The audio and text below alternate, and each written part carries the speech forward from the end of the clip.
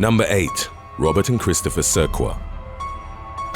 On December 31st of 2013, twin brothers Robert and Christopher Serqua were back at their family home in Hampshire, England. The 31-year-olds were in high spirits as they started drinking at the kitchen table. An argument then broke out, but the nature of it is unclear. Texts from Robert to his girlfriend indicated that the brothers were fighting about unspecified events in their past. The two came to blows, at which point Robert stabbed Christopher with a kitchen knife, inflicting a wound that was roughly 7 inches deep. As his brother lay dying, Robert fled the house without stopping to put on his shoes.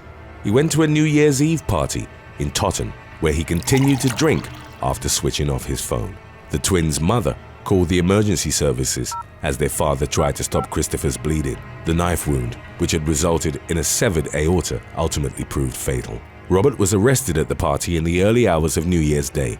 He was heavily intoxicated and reacted in disbelief when told that he'd killed his twin. He would later try to claim self-defense, arguing that his brother had threatened him with the knife, but the jury returned a guilty verdict, and he was sentenced to a minimum of 13 years in prison. Number 7. Caleb and Daniel Tate.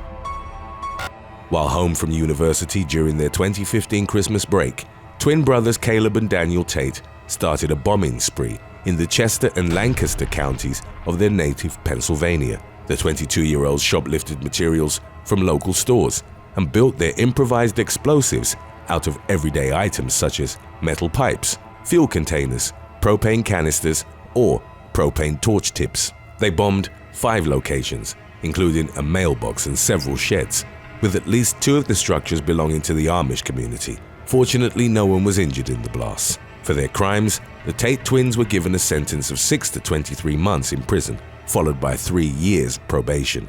They were also ordered not to have contact with each other for 5 years. Number 6. O Brothers. In January of 2009, identical twins Hassan and Abbas O were believed to have committed what international media has described as the perfect crime. On the 25th of January, luxury Berlin department store Kaufhaus des Westens was robbed of fine jewelry and watches, totaling an estimated $6.5 million. Surveillance cameras captured 3 masked thieves who used cables to rappel from the skylight, thus evading the store's motion detectors. They got away but left behind a rubber glove.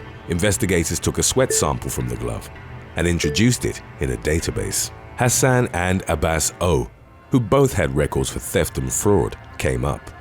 The brothers' last name hasn't been released, in accordance with the procedure of German authorities regarding ongoing cases. While investigators were convinced at least one of the brothers had taken part in the theft, their DNA proved so similar that neither could be exclusively linked to it. Since each criminal had to be individually proven guilty, the authorities had no choice but to free the twins. The loot has never been found, and a potential third accomplice hasn't been identified.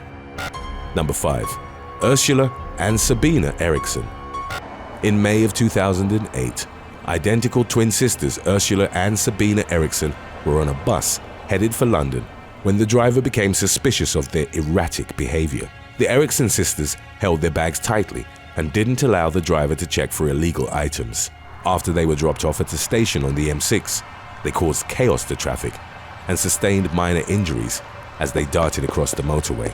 While police officers were trying to assess the situation, Ursula broke free and ran into the side of a truck, which pinned her under its weight, crushing her legs. Sabina followed and was struck head-on by a vehicle traveling at high speed.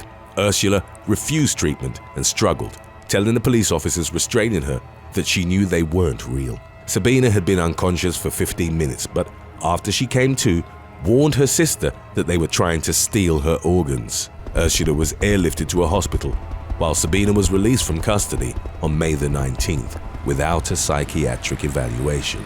She began wandering the streets, reportedly looking for her sister. 54-year-old Glenn Hollinshead took pity upon her and offered to take her back to his house, which she accepted.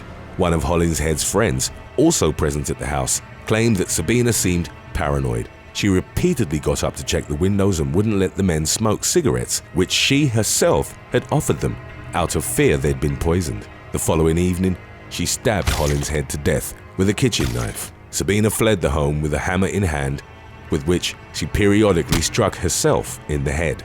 Paramedics chased her down, at which point she jumped off a 40-foot bridge. Sabina shattered both ankles and fractured her skull in the fall. No drugs or alcohol had been involved in the events on the M6 or in the killing of Hollinshead. It was determined that Sabina had been a secondary sufferer of a rare condition called folie à deux, or shared psychosis, initially manifested by her twin sister. She never gave a reason for stabbing Hollinshead, but it was deemed she had a low level of culpability because of her mental state at the time. She was sentenced to 5 years in prison. Number 4. Caitlin and Sarah Lothrop. In 2014, twin sisters Caitlin and Sarah Lothrop were arrested for prostitution after advertising their services online. Under the pseudonyms Kerry and Crystal, the 19-year-olds posted revealing photos of themselves, promising to make their clients' dreams come true. They were arrested at a hotel in Raleigh, North Carolina. The Lothrop sisters were charged with aiding and abetting prostitutions, as was 27-year-old Michael Lewis, believed to have acted as a procurer for them. On her social media, Caitlin had previously defended their choices, claiming they were trying to make money legitimately and turn their lives around. Number 3. Jasmiyah and Tasmiyah Whitehead. In 2014, identical twins Jasmiyah Kanisha Whitehead and Tasmiyah Janisha Whitehead pled guilty to the voluntary manslaughter of their 34-year-old mother, Nikki. The girls were primarily raised by their great-grandmother, and they both became honor roll students. Nikki, who was described as an infrequent presence in their lives, requested custody of them in 2007. 13-year-old Jasmiyah and Tasmiyah lashed out against what they saw as their mother's hypocritical attempts to control them. The conflicts with Nikki turned physical, and both teens would make appearances in juvenile court. Custody was transferred back to their great-grandmother, but Nikki regained it on January the 5th of 2010, when Jasmiyah and Tasmiyah were 16. The sisters wouldn't accept the decision without protest, but they were ordered by the court to spend a trial period of 2 weeks living with their mother. On January the 13th, the twins reported that they found Nikki dead in the bathroom of her home in Conyers, Georgia. She had been bludgeoned with a vase and stabbed multiple times in what investigators immediately identified as a crime of passion, thus one not likely to have been carried out by a stranger. Bite marks inflicted by their mother during the fight eventually implicated the twins. They were arrested 4 months after the killing, and each was sentenced to 30 years in prison. Today's topic was requested by Dano83 and BCVids9. If you have any other topics you'd like to learn about, subscribe and let us know in the comments section below. Number 2. Robert and Stephen Spahalski. Identical twins Robert and Stephen Spahalski were both violent murderers, but they never committed their crimes together. In 1971, when he was only 17, Stephen beat a store owner with a hammer and then stabbed him to death. He would later confess to the killing, claiming that the 48-year-old man had made unwanted advances towards him. After his release, he would return to prison for various offenses, including armed robbery. His brother Robert became a serial killer after his addiction to crack cocaine in the 1990s. His victims included a prostitute, his girlfriend, and a man whom he stabbed to death, mirroring how his twin brother had killed the store owner decades prior. In 2005, Robert turned himself in, consumed by remorse over his fourth documented victim. A few days prior to his surrender, he'd had visions of a female friend turning into a demon while under the influence of drugs.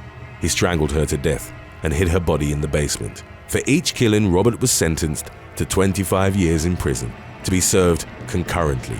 Stephen was still incarcerated upon learning that his brother was a serial killer. He was shocked, allegedly claiming, "I thought I was the only murderer in the family." The twins, committing their crimes in separate incidents, renewed conversations within the nature versus nurture debate regarding violent killers. Number 1. Ronald and Reginald Kray.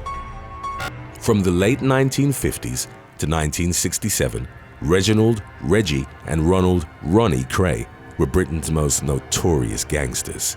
In their youth, the twins had both achieved some success as amateur boxers.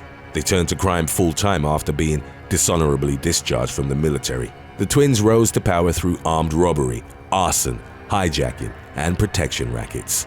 They operated a prominent nightclub in London's West End and were part of the cultural revolution known as the Swinging 60s. The Krays became celebrities and associated with lords, socialites and members of parliament, as well as with famous show business figures. They used their celebrity status as a front for illegal operations carried out by their gang, which was known as the Firm. Looking back on that period of their lives, Ronnie would later write in his autobiography, "Me and my brother ruled London." The fame they knew as charismatic nightclub owners, coupled with their reputation for extreme violence, essentially made the Krays untouchable. They were further protected by rumors of a relationship between Ronnie, who was bisexual, and Lord Boothby, a member of the Conservative Party. Relations between men were still illegal at the time, and efforts to silence the press regarding the scandal would also limit exposure on the Krays' criminal activities. While a number of assaults and murders they're believed to have committed went undetected, the Krays' operation crumbled after 2 high-profile killings. In 1966, Ronnie executed a rival gang member by shooting him in the head in public view, but no one testified against him out of fear. A year later, Reggie publicly stabbed Jack the Hat McVitie to death. He was part of the Krays gang and had failed to complete a hit. The latter incident turned many within the firm against the twins, as they felt McVitie didn't deserve to die. They were arrested and in 1969 sentenced to life with a minimum of 30 years served. Thanks for watching. Remember to leave your next topic suggestion in the comments.